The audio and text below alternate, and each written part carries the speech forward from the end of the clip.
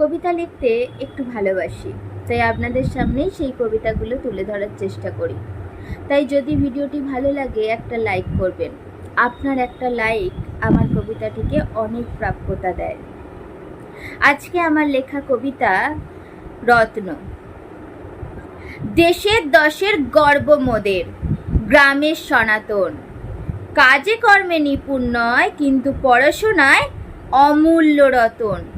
অন্যদিকে ওর ভাই রামরতন সারাদিন লোকের কাজেই খেটে যায়, মনে করে পড়াশোনা করার নেই কোনো তেমন কারণ। ছোট্ট থেকেই সনাতনটা বড্ড মেধাবী, রামরতনটা বরাবরই একটু বেশি পরোপকারী। সেদিন বাড়ির পাশে বৃদ্ধ বুড়ির ঘরটা গেল ভেঙে, রামরতনটা কাটালো ওখানেই পরের দিনের মাধ্যমিকের পড়া ফেলে। এমন ছেলে দেখিনি বাবা, নিজের ভালো বোঝে না। এসব করে কি ভালো মানুষ হওয়া যায়? সনাতনের আবার পরোপকারী একদম পছন্দ নয়। ওইসব অশিক্ষিত মানুষদের দেখলে ওর হাসি পায়।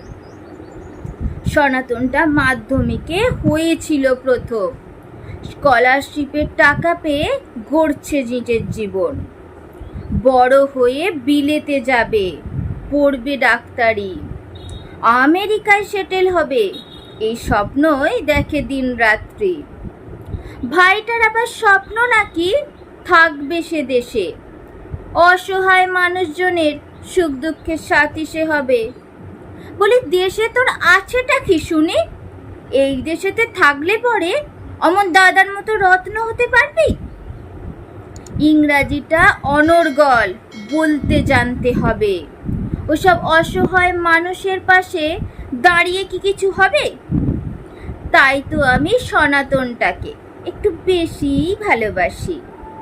ভবিষ্যতে বিদেশে গিয়ে আনবে অনেক টাকা, বাড়ি গাড়ি করবে সব ওই সনাতনের মতোই অমূল্য রতনরা।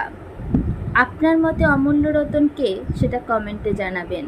আর চ্যানেলে নতুন হয়ে থাকলে প্লিজ চ্যানেলটিকে সাবস্ক্রাইব করে পাশে থাকবেন। দেখা হচ্ছে আমার লেখা কবিতা নিয়ে পরের ভিডিও।